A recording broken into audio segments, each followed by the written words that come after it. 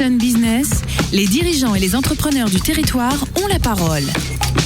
Clément Lessort. Clément Lessort qui donc pour cette dernière de la saison, on va le saluer. Bonjour Clément. Bonjour Thomas, bonjour à tous les auditeurs de Sun. Et qui avons-nous l'honneur de recevoir pour cette dernière de Sun Business ce mardi matin? Bien, mardi 30 juin, je reçois ce matin le président, directeur général du groupe Armor, Hubert de Bois-Redon. Bonjour. Bonjour Clément. Et merci d'avoir accepté mon invitation pour ce nouveau et dernier numéro de Sun Business pour la saison 2014-2015.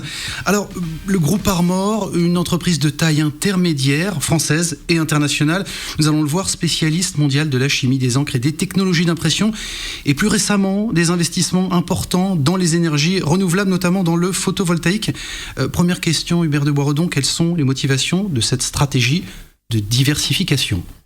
Alors, donc le groupe Armor, comme vous le savez, c'est un groupe industriel qui est présent sur le territoire depuis 1922 avec toute une série d'innovations. C'était le papier carbone autrefois, les rubans de machines à écrire, les rouleaux de fax, puis les rubans transfert thermique pour imprimer les étiquettes code-barres, les cartouches jet d'encre, les cartouches laser pour entreprises.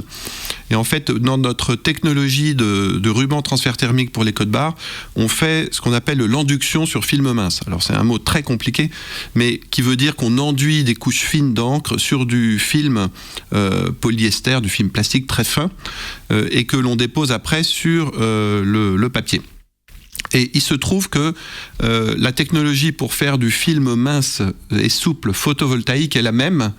Et donc il fallait un industriel qui soit capable de mettre en place cette technologie pour passer des panneaux solaires rigides que l'on connaît, les panneaux qu'on a sur les toits, qui fonctionnent bien mais qui sont très lourds.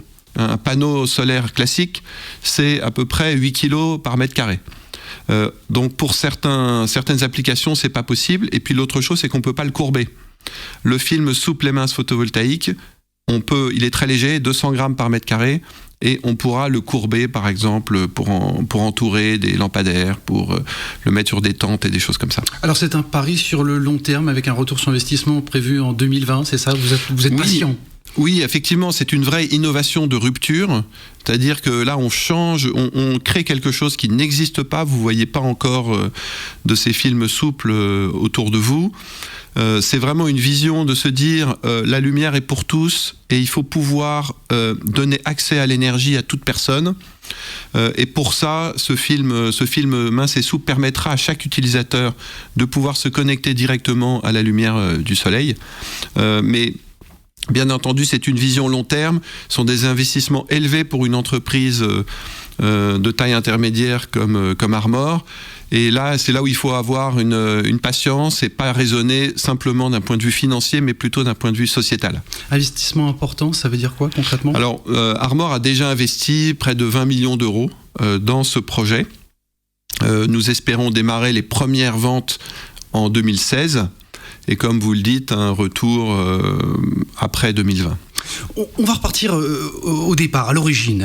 Hubert de Bois-Redon, cette aventure Armor, c'est une reprise en 2004 d'un groupe familial que vous avez transformé en profondeur. Comment, à l'époque, vous avez installé la confiance dans ce contexte de mutation, évidemment, de direction et de tension sociale forte à cette époque-là, précisément. Oui, alors pour être exact, en fait, c'était plus qu'une reprise. Donc j'ai pris la direction générale en 2004. Le groupe appartenait à une famille qui avait un souci de transmission de cette entreprise. Et il y avait notamment une activité qui était en forte difficulté avec des soucis, des risques forts d'emploi, puisque Armor, c'était à peu près à l'époque 1400 personnes, c'est 2000 aujourd'hui, mais on peut dire que sur les 1400, il y avait peut-être près de 800 postes à risque. Et donc la question, c'était comment arriver à refaire partir cette entreprise. Et ce qui a été décidé avec l'appui des actionnaires familiaux de l'époque, c'est de miser sur l'investissement. En fait, c'est de réinvestir paradoxalement dans l'entreprise au moment où justement la courbe était plutôt descendante. Investissement lourd sur le site de La Chevrolière, donc à 15 km dans le sud de Nantes, sur des grosses machines. Chaque machine sont des investissements de plus de 10 millions d'euros, donc vous pouvez imaginer que ce sont des investissements très importants.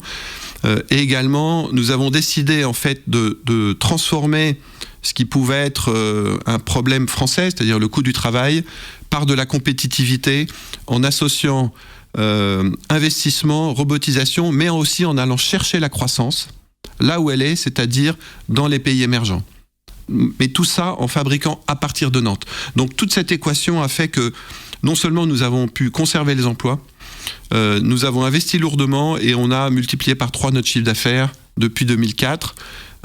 Et cette usine est devenue effectivement très compétitive aujourd'hui. Alors les investissements de départ, vous avez cassé votre tirelire. Qui vous a fait confiance, qui vous a accompagné? Parce que c'est une question que je pose souvent à mes invités. Comment est-ce qu'on commence sur des investissements lourds, puisque vous en parlez? Oui, alors je dirais que d'abord, qui a fait confiance, c'est d'abord les actionnaires familiaux. C'est toujours eux l'actionnaire majoritaire qui peut décider d'investir ou pas.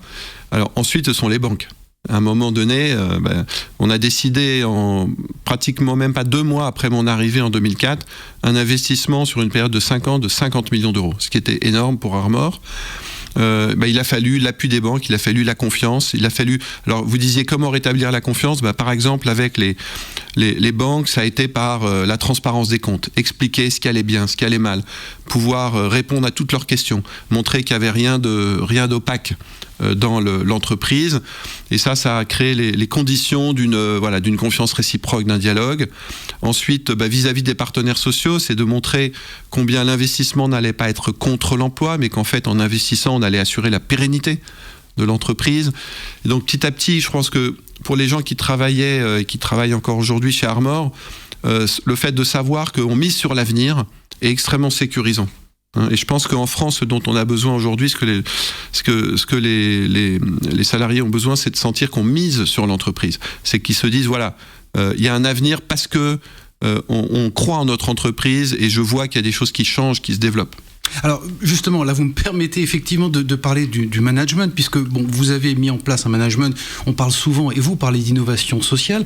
Comment est-ce que ça s'incarne concrètement chez Armor, à une époque où effectivement on essaye de replacer un petit peu le salarié au centre, où au même moment il y a beaucoup de questions qui se posent évidemment dans les équipes, auprès des collaborateurs, on parle de burn-out et de questions d'interrogation, particulièrement en France, à la fois sur le maintien de l'emploi et sur des revendications salariales. Comment est-ce que vous communiquez, d'ailleurs, pour une entreprise qui s'exporte beaucoup, sur une promesse et des garanties du maintien justement de l'emploi, de non-délocalisation, de pas de plans sociaux à court, moyen ou long terme? Comment est-ce que vous communiquez auprès de vos équipes là-dessus? Oui, alors je pense que il y a à plusieurs niveaux. Je pense que dans le style de management, je pense que moi, c'est vrai que j'essaye de pratiquer ce que j'appelle un management par la confiance. C'est-à-dire, on s'accorde sur des objectifs, mais après, de vraiment croire que la personne, le collaborateur, en fait, est complètement capable d'accomplir les objectifs qu'on a fixés ensemble. Ce qui veut dire lui laisser une autonomie suffisante, de la créativité, pour qu'il puisse adapter son propre style. Et à la fin, ce qui compte, c'est le résultat. Donc déjà, je crois que cette chaîne de confiance s'est répandue dans l'entreprise, et j'ose penser qu'Armor aujourd'hui est un petit peu un espace d'une certaine liberté entrepreneuriale. C'est que à tous les niveaux, que les personnes ont leur espace pour pouvoir créer, pour pouvoir innover. Ça, je crois que c'est très important. Ensuite, au sein, par exemple, du site industriel, nous avons décidé de créer une université qu'on appelle l'université Armor. Alors ça peut paraître bizarre, pourquoi une université dans un site industriel? Eh bien justement, dans la mesure où il s'agissait de transformer ce site industriel pour qu'il devienne plus compétitif, ça s'est traduit par de l'investissement productif, par de la robotisation. Et donc l'enjeu, c'était pas de laisser sur le carreau ou de laisser sur le côté les opérateurs qui avaient des fonctions plutôt manuelles dans le passé, avec l'innovation de la technologie. Donc, plutôt que d'aller chercher des gens de l'extérieur et laisser des gens sur le côté, l'idée, c'est vraiment de faire évoluer les métiers et de donner une possibilité à chacun de progresser en se formant. Et c'est ainsi que l'université Armor accorde des BEP Pro, CAP Pro, Bac Pro, donc des diplômes reconnus par le ministère du Travail comme pilote de machines robotisées. Et si vous voulez, ça permet d'abord d'envisager une progression dans l'entreprise, et c'est de nature à donner confiance, parce qu'on voit qu'on mise sur l'investissement, mais on mise aussi sur les personnes. 80% du chiffre d'affaires réalisé hors de France, 85% d'export à l'international, dont la moitié en dehors d'Europe, je parle sous votre contrôle. Quels sont aujourd'hui les marchés qui sont porteurs, ces relais de croissance à l'international que vous allez chercher? Alors, en 2004, Armor exportait à peu près 20% de son chiffre d'affaires hors d'Europe. Ce que nous avons décidé, c'est d'aller effectivement chercher la croissance là où elle se trouvait, c'est-à-dire en Asie. Donc Armor a misé sur la Chine, on a développé une filiale en Chine, à Singapour, donc toute l'Asie du Sud-Est. Également l'Amérique latine, nous avons investi dans une filiale au Brésil, à Manaus.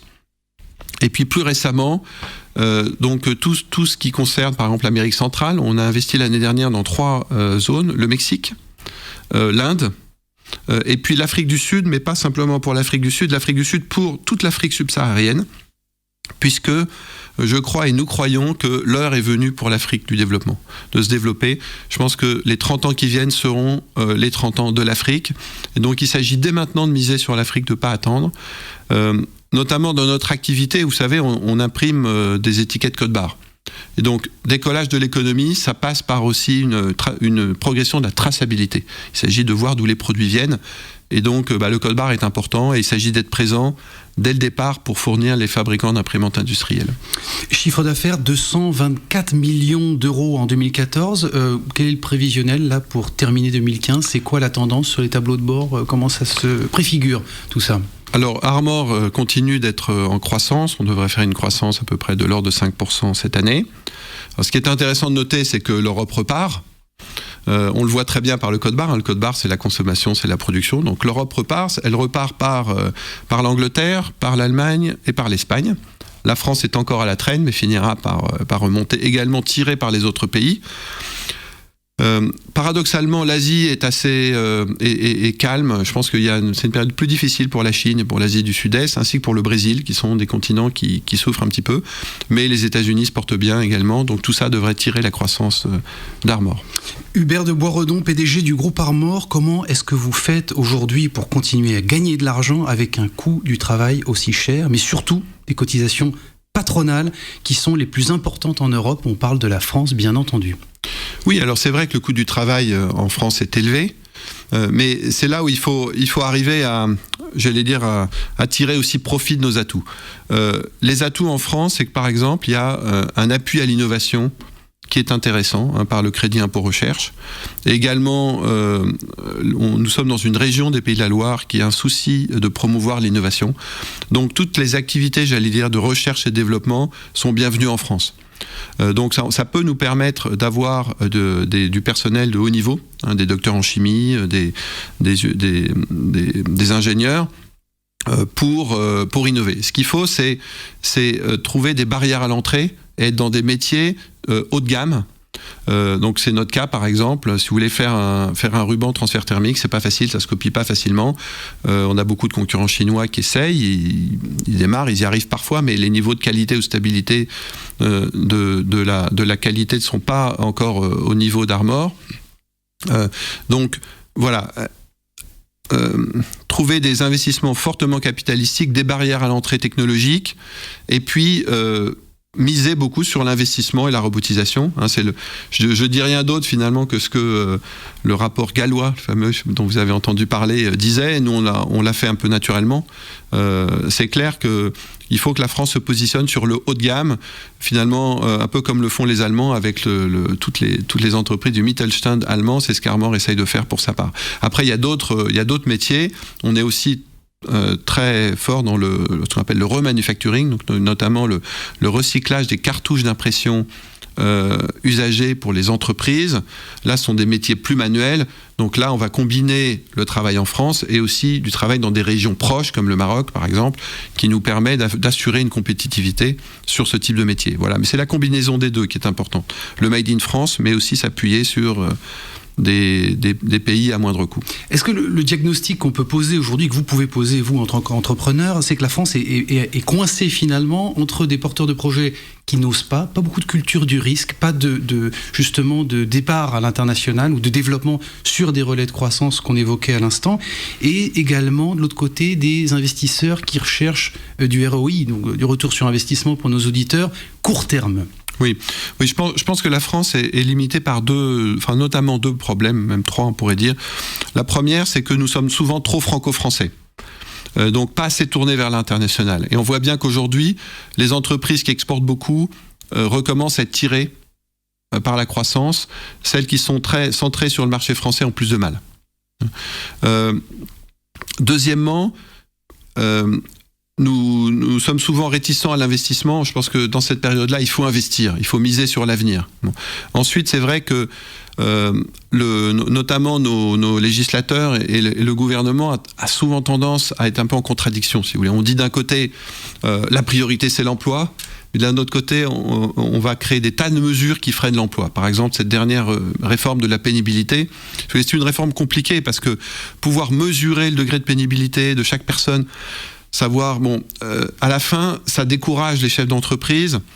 Au moment où il faudrait réembaucher, se dire oh là là, qu'est-ce qui va nous tomber dessus encore? Donc vous voyez, il faut qu'il y ait une plus grande cohérence. Si vraiment on veut dire la priorité c'est l'emploi, il faut au contraire libérer l'initiative et surtout pas mettre des bâtons dans les roues des entrepreneurs, mais c'est vrai des grandes entreprises, c'est vrai des toutes petites, si vous voulez, on parle souvent du RSI, etc. Quand on voit des petits entrepreneurs qui sont chargés, qui ont des charges, qui leur créent des problèmes de trésorerie et qui du coup n'osent pas embaucher, on est en contradiction. Or pourtant il ne faut pas grand-chose pour libérer l'emploi en France, il faut simplement faire confiance et permettre à ceux qui créent des entreprises qu'ils aient envie de créer des emplois parce que c'est pas compliqué. Hubert de Boisredon, qu'est-ce qui vous empêche aujourd'hui de quitter la France comme beaucoup d'entrepreneurs qui ont réussi comme vous? Alors, moi, si vous voulez quitter la France, c'est pas une option, parce que j'aime mon pays, parce que je crois qu'il y a un potentiel entrepreneurial en France qui est considérable. Une entreprise comme Armor, c'est une entreprise qui a une histoire d'innovation. Donc moi je pense qu'il faut pas fuir. Tout n'est pas bien, mais il vaut mieux le dire de l'intérieur que de partir. Et je dis souvent à ceux qui partent, malheureusement, votre message ne porte plus parce que vous n'avez plus la crédibilité de proposer des changements puisque vous êtes parti. Je pense qu'il faut rester. Et puis c'est un message aussi pour les jeunes. Les jeunes ont besoin de sentir qu'on entreprend ici et pas ailleurs. Hubert de Boisredon, peut-être en 2-3 mots pour terminer, puisqu'on arrive déjà au bout. Comment est-ce qu'on investit ses propres convictions, ses convictions personnelles dans son projet entrepreneurial? Est-ce que finalement, les cartouches d'encre, ce n'est pas un prétexte pour sauver le monde? Il y apparaît une forme peut-être de messianisme derrière chaque grand entrepreneur, derrière chaque grand chef d'entreprise. Je pense que ce qui donne de la force, c'est que l'activité que l'on mène ait du sens. C'est-à-dire, par exemple, derrière le code barre, c'est la sécurité des biens et des personnes. Derrière les cartouches d'impression remanufacturées, c'est préserver les ressources de la planète. Parce que les ressources, elles sont dans l'existant et pas simplement dans ce qu'il y a dans le sol. Et en tout cas, on veut éviter de brûler, on veut pouvoir préserver les ressources. Après, tout ce qui est film solaire, c'est donner l'accès à l'énergie à tous. Merci en tout cas, Hubert de Boisredon, pour votre visite dans les studios de Sun Business. On aura le plaisir de vous recevoir à nouveau. Dernier numéro, Thomas, de Sun Business 2014-2015. Vous pouvez évidemment retrouver cette émission sur les réseaux sociaux, l'application MySun, bien entendu. À propos de MySun Business, mon invité, comme chaque semaine, propose qui est une playlist du groupe Armor ce matin. Je voulais simplement, en 2 mots, très rapidement, remercier l'ensemble des auditrices, des auditeurs qui nous ont suivis cette année. L'équipe de Sun, la matinale, avec Charles et Thomas qui étaient aux commandes derrière, chaque fois fidèles au poste. Et bien entendu aussi mon ami OneUp qui est musicien, compositeur et qui a signé le jingle, le générique de cette émission. Il a bon goût, Clément. Voilà. Et bien voilà. Et on te remercie aussi pour avoir été présent tout au long de la saison. Parfait. Bel été en tout cas à vous. Et puis on se retrouve au mois de septembre pour une nouvelle saison de Sun Business. Voilà, merci Clément, merci à tous. Au plaisir. Au revoir.